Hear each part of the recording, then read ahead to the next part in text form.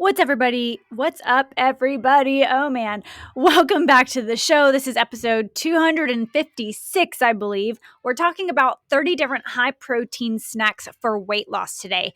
The catch here is y'all know my answer if you've listened to me by now at all. You know my answer to most questions and things is it depends. So I'm kind of building off of last week's Pinterest review. Oh, and I apologize if you guys can hear all of the soccer happening in the background. You can only block so much out in this office, but they're having fun. I'm doing another Pinterest review. I don't know this person. I don't know if any of these snacks are good. I haven't even gone through this snack list yet. It's just titled 30 high protein snacks for weight loss. So I'm going to go through them all and give you my in-person right now thoughts on whether these snacks are A, high protein, but B, good for weight loss. And if you want to check it out, I will put the link of this particular Pinterest blog below. It's Meraki Lane. Hopefully I said that correctly. MERAKILANE.com.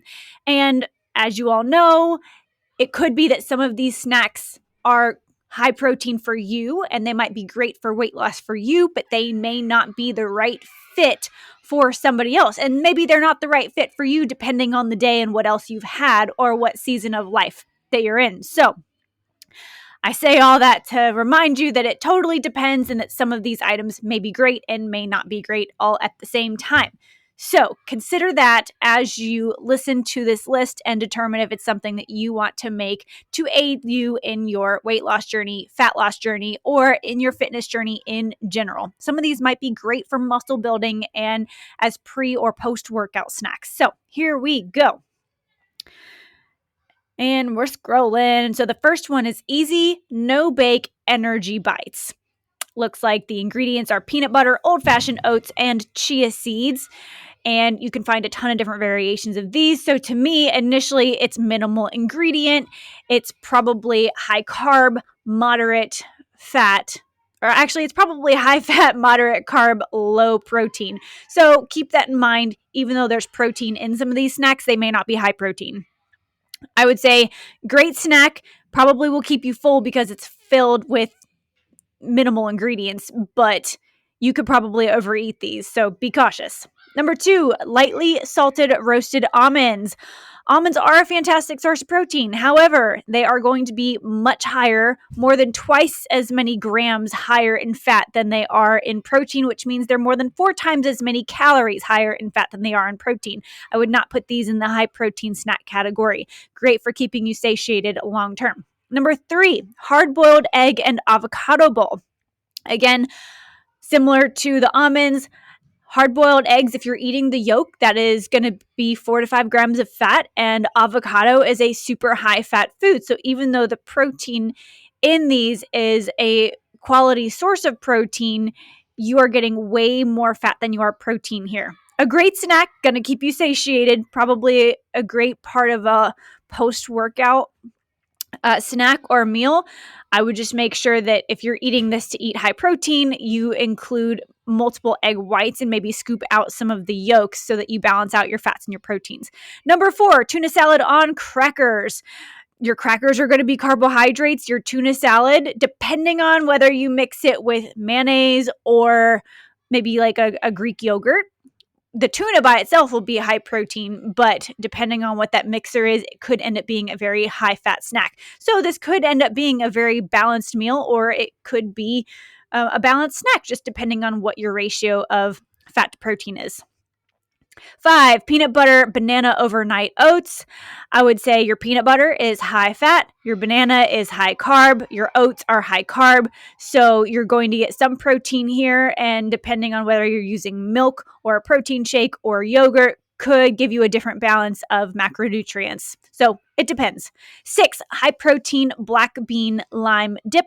If we are just talking about black beans here, it's going to be high carb, and it's going to have some protein in it, but not anywhere near enough to be considered a high protein snack compared to the amount of carbs that you're getting. Lots of fiber, and again, you're your protein is a good quality source of protein. It's an incomplete protein, so you need to pair it with something like rice, but it is going to be quality. So keep that in mind. Eating a bunch of black beans is not going to give you a ton of protein. To get a ton of protein from black beans, you will be very bloated by the time you eat the amount of black beans you need to do that. Okay, I've got to go through these faster. Number 7, roasted chickpeas. Chickpeas in a similar way to black beans is going to give you high carb, high fiber, and a quality amount of protein, more protein than like pasta for sure, but it's still going to be more in carbohydrates than it is in protein. So, number 8, hummus and veggies. Hummus is made from chickpeas. It's awesome. But there's always a but, right? It's made, hummus is chickpeas and tahini. And again, your chickpeas are going to be high in carb, and it's going to have some protein in there. A great quality protein source. Hummus is a complete protein, but it's not going to be a super high amount. I would definitely use hummus mixed with like some shredded chicken or veggies for sure. Great snack. A lot of times though, hummus can be really high in fats too because it's had oil added to it. So keep that in mind. Number 9, customizable protein packed oatmeal cups. Let's see. I think the brand she's recommending here is called the Healthy Maven. I haven't heard of these. So if your oatmeal cup maybe has a protein powder, it looks like it has a protein powder added to it. So it may have a fairly even amount of protein compared to carbs. But if we're just talking about oats, your oats are carbohydrate sources. So it would depend on how much protein is added to your oatmeal cup to make it a protein snack or a protein meal. Number 10, banana with peanut butter. Your banana is a carbohydrate source. Your peanut butter is going to be high fat, moderate protein. So your protein here in this snack is not your highest macronutrient. It's going to be your carbs and your fats, depending on how much peanut butter is mixed with the banana. Number 11, smoked salmon and avocado toast. Salmon is a wonderful source of protein. It is a higher source of fat in terms of the type of fish. And then your toast obviously is carbs. Your avocado is going to be high fat. So this might be a really well-balanced meal depending on how much salmon you have and how much avocado is on your avocado toast. So you'll have to play around with the portions there to figure out what the balance of macros looks like. Number 12, sea salt and garlic kale chips. I'm really not sure where the protein's coming from in this one. I mean, there is some protein in kale, but kale is a vegetable. It's a high fiber vegetable, so you're going to have more carbs than you will protein. I love kale chips. Totally all about it. Would definitely eat them. I just wouldn't eat them in terms of trying to get a high protein snack. Number 13, Greek yogurt with fruits. Love Greek yogurt, and you can do low fat, fat-free, or full fat Greek yogurt, and you'll get a fair amount. I mean, typically with a Greek yogurt cup, you'll get somewhere between maybe 11 and 20 or 25 grams of protein, just depending on your brand and the mixture. And then fruit, depending on how much fruit you mix with it, that's your carbs right there. So love that snack. Could definitely be a high protein snack. Number 14, apple and cheese. They're talking about cheddar cheese. In general, cheese is high fat, moderate protein. You're going to get more fat from cheese than you will protein. On average, I would say an ounce of cheese gives you roughly 7 to 9 grams of fat and maybe 5 to 6 or 7 grams of protein. But remember, 1 gram of fat is 9 calories, 1 gram of protein is 4. So you're getting way more fat calories than you are protein calories from cheese. And then an apple is going to be carbohydrates. So this would be more so, depending on how much cheese you have, high fat, moderate carb, low protein snack. Number 15, and I think we'll end it here to keep this short, and we'll do a part 2 for next week. Coconut chia seed pudding. Chia seeds are higher in fat than they are in protein. I think they're a really great source of protein, but again, it's small amounts. Coconut, fat. Chia seeds, healthy fat. Depending on what the pudding mixture is, it looks like they say chia seeds, coconut milk, and a touch of honey. Honey is carbs. You are going to get some carbs from the chia seeds. I, I think these are all really healthy options, and I would try most of these. And I would recommend most of these, but I don't know that I would recommend most of these as high protein snacks. So I want y'all to take that into account. I think all of these are pretty darn great in terms of they're going to keep you full.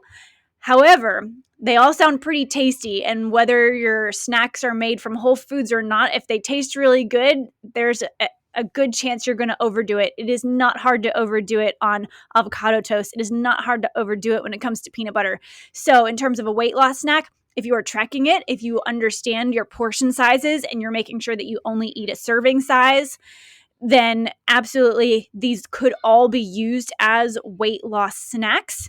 But I don't think that if you eat all these things all the time, that will guarantee some weight loss. If you're used to eating a lot of fast food, processed food, and you swap your snacks from highly processed foods to these whole food snacks, I think, yes, there's a good chance that you will lose some weight because these are whole foods. They're going to take longer to chew, longer to digest. They have a higher fiber content, and I think overall they'll probably be better for you. But not knowing what you're currently doing, it would be hard to tell. So I hope this was fun. I hope this gave you a really quick insight into understanding what high protein snacks could or might not look like when it comes to the different foods that are combined into the snack. So let me know what your thoughts are. I will record the rest, so numbers 16 through 30 for next week's episode. This is kind of fun. So I'll put the link below. I guess other notes before I pop upstairs for my last client of the day is the digital course is going well. The beta testing group has been great, and I'm getting lots of really great feedback, and I'm fixing some items, adding new resources in, creating new videos as it makes sense. So excited there. Everybody, please be safe. Please be careful. Go wash your hands if you haven't lately. There's been a lot of sickness going around. So I'm just wishing you all a happy, healthy rest of your evening and rest of your week. Try to keep that COVID and that flu and whatever 24-hour viruses are floating around away from you. However you do that. And that's all I got. So I hope you guys enjoyed this episode. I know there's a lot of noise in the background, so hopefully this was informative and helps you to think about your snacks in a little bit of a different way. So love you guys. Talk to y'all in the next episode. Bye for now.